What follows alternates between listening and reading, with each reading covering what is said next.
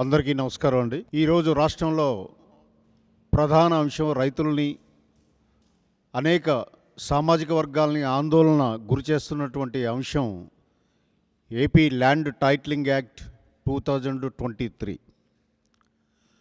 ఈ చట్టం తెచ్చే ఉద్దేశం కానీ, ఈ ప్రభుత్వం అంతర్లీనంగా ఉండే ఆలోచనలు కానీ, ఈ కూటమి జనసేన పార్టీ, తెలుగుదేశం పార్టీ మరియు బీజేపీ తీవ్రంగా ఖండిస్తుంది. ఈ ప్రజలని ఏమరపాటుతో ఉండమని, దీనికి బలయ్యే వాళ్ళు ప్రతి ఒక్కరు కూడా బలవుతారని చెప్పేసి ఒక రకంగా హెచ్చరిస్తూ బాధ్యతాయుతంగా ఈ యాక్ట్ని ఎట్టి పరిస్థితుల్లో అమలు చేయడానికి వీల్లేదని మొదటి నుంచి కూడా కూటమి పార్టీలు దీన్ని ఉద్యమాలు చేస్తున్న న్యాయవాదులను కానీ ఇతరతర పౌర సామాజిక అందరినీ కూడా మద్దతు ప్రకటించడం మీ అందరికీ తెలిసిందే.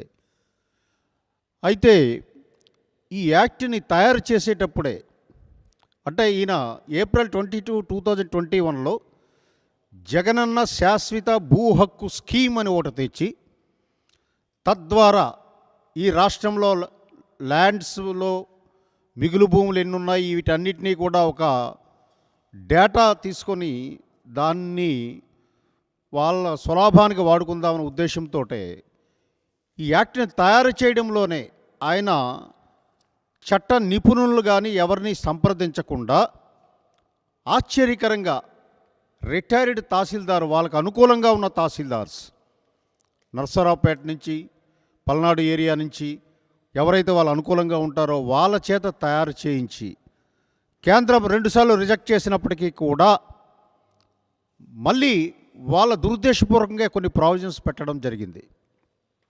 ఉదాహరణకి సెక్షన్ 38 దీంట్లో ఏం చేశారు అనంటే, కోర్టులు ఎవరు కూడా, సివిల్ కోర్ట్స్ ఎవరు కూడా ల్యాండ్ డిస్ప్యూట్స్ని విచారణ చేయకూడదు అనే ఒక సెక్షన్ని రూపొందించారు.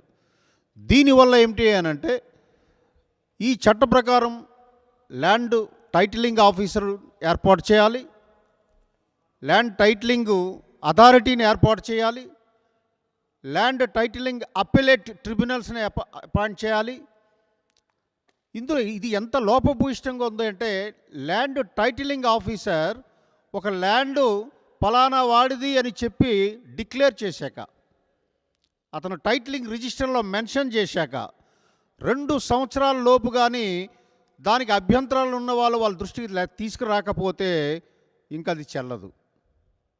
అలాగే టైటిలింగ్ ఏదైనా అబ్జెక్షన్ ఉండేటట్టయితే వీళ్ళు ఇచ్చినటువంటి టైము 7 నుంచి 15 దినాలు.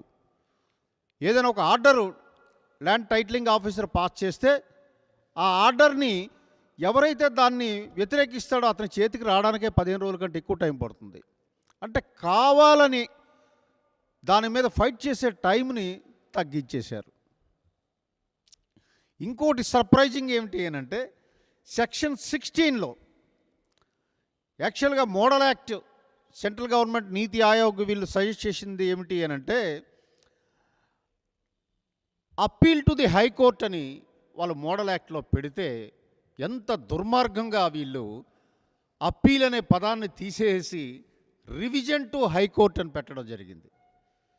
అంటే అప్పిలేట్ అథారిటీ అంతా కూడా ఎవరి చేతిలో ఉంటుంది అని అంటే, joint collectors cadre, chief secretary cadre, revenue అఫీషియల్స్ని ప్రతి దశలో కూడా ఏర్పాటు చేసి వాళ్ళ ద్వారా అప్పిలేట్ అథారిటీ వరకు కూడా ఫ్రీ చేసి ఓన్లీ రివిజన్కి హైకోర్టుకి పంపించాలి అన్నటువంటి దురుద్దేశపూర్వకంతో యాక్ట్ రూపొందించబడింది.